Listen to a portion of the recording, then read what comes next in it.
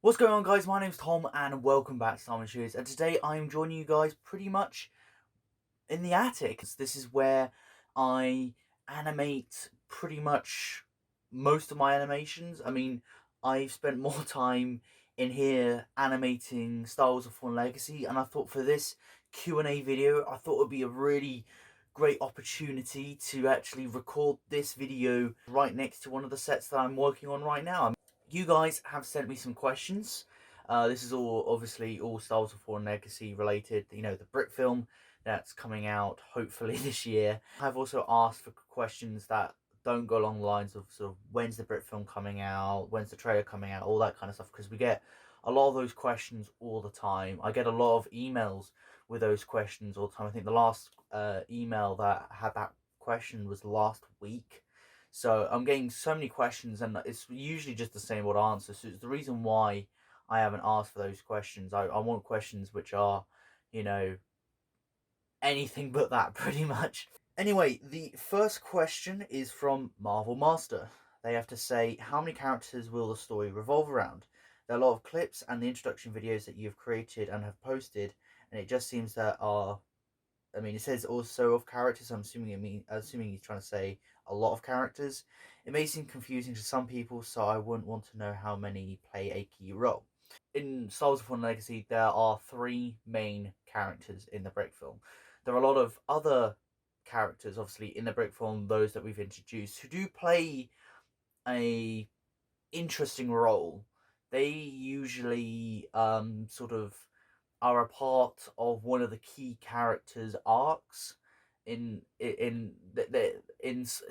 sort of it's very difficult to explain, mainly because I'm trying not to spoil so much. They help with the development of that character or characters, um, and they have an interesting story. I like to, with every kind of character that I come up with, it's come up with a bio, come up with like a prologue story to those characters, and trying to explain, who are they? Why do they have this sort of motivation?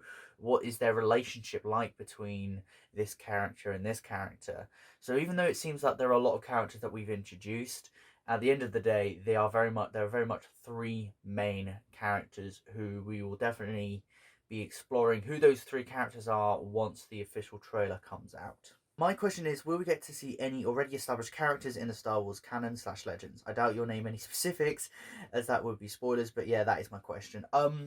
I try and keep, especially with the Star Wars brick films, I try and keep it as close to canon as possible. Almost so that it's almost like one of those things that the audience could feel like if that would fit into canon or not. It's like, will I interpret this as something that, Disney Star Wars could, consider to be canon, or is this something that I see more as Legends content? The way that I see it is that I want it to fit into canon as much as possible, even though legally I'm not allowed to. Anything with the Lucasfilm logo apparently is canon. I try and keep it so that I do so much research and try and fit these stories around certain events. So, for example, Luke Skywalker in this time period has obviously just blown up the Death Star. He won't be sort of present in this story because in the comics he's doing his own thing. So it's one of those things that you have to keep in mind. It's like, okay, so where's this character in this certain time? So all these characters that I have created, I have the freedom to do whatever I want with them, mainly because, they're not restricted by being pre-established characters. In terms of Legends characters, there are no Legends characters who are brought up or anything. Iggy Burrows, my question is, was this the original story for the sequel? No, it wasn't. It was actually meant to be set during the sequel trilogy, and that might come shock to some, especially as you guys know how much I dislike the sequels. But the idea was it would be at the end of Conquest of the Empire, the first one, after we find out Urshan is dead, and Kira and their son are looking out, on Brusha. They're looking out, and it was meant to be revealed that actually Kira would be pregnant with twins.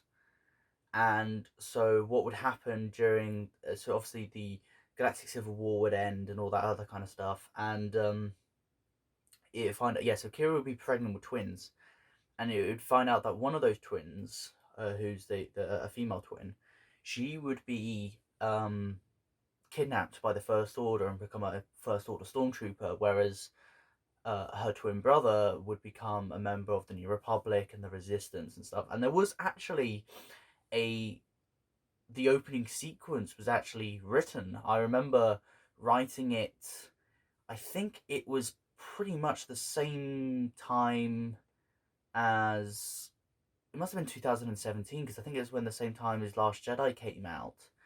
So I remember sort of writing it, and I think when Last Jedi came out, obviously that sort of changed everything. But I remember there have been certain characters who were going to be brought up, and some of those names have been pretty much remodeled and have been placed into A Fallen Legacy. So even though those characters originally went to be set during the sequels, they've been sort of brought in and set during pretty much the Galactic Civil War period.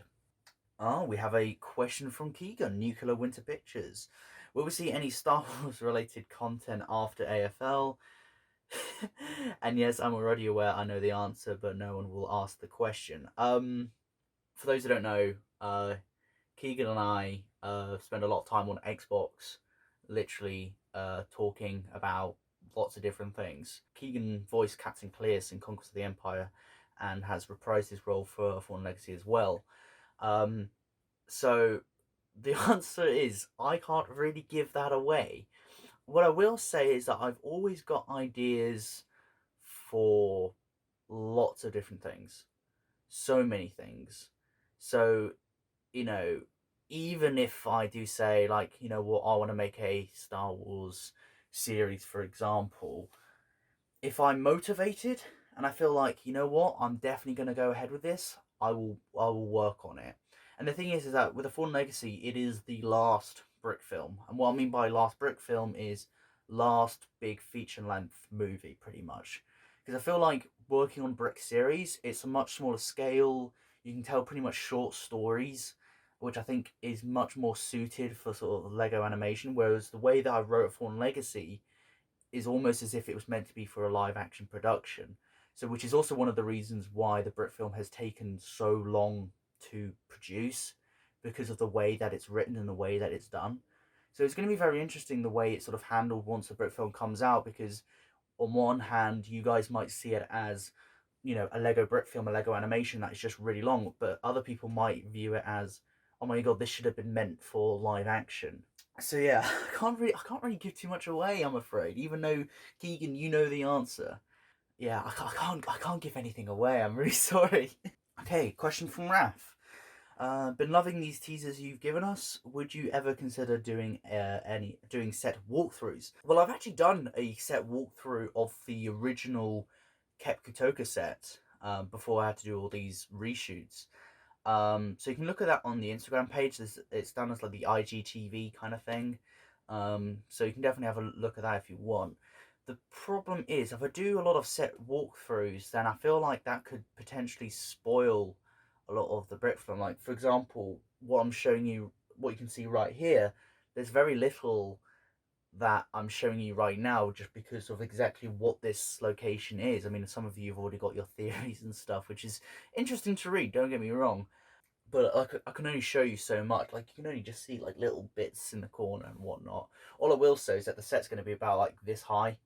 And probably what I will do is do like a whole sort of walk through, um, sort of like after the Brit films come out. Because the idea is that after Fallen Legacy comes out, I'm planning on working on a documentary, sort of like a pretty much one of those big behind the scenes, the making of sort of documentaries. What I might do is like have a section dedicated to the sets and the way that we sort of, um, build those sort of things. How many sets slash locations slash planets are featured in the Brick film? There are quite a few. There's around about 6 or 7 that are featured, and only I think about 3 of them are planets that we are already pre-established in Star Wars. But anyway, there's quite a few that we're going to be visiting, and eventually we're going to slowly introduce them over the coming months. Last question. Do you have any tips for building sets? The advice that I could give is, you want to start sort of practicing um, sort of block variation and color schemes and that kind of stuff.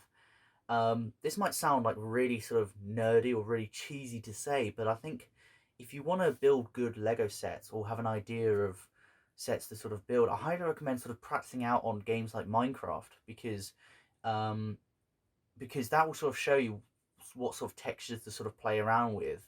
You know, you can have different bricks and place them on a wall, for example. Let's say you're building a castle wall and you're thinking, well, I want it to look aged. So obviously you don't want to just have plain bricks. You want to have pieces that, you know, just spread out that might sort of make it look a little bit weathered, a little bit aged. You know, you can have little, for example, these little slope pieces.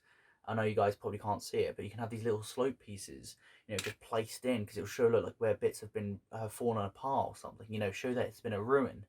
I also highly recommend, uh, you know, planning stuff out. You know, draw how everything's sort of going to look.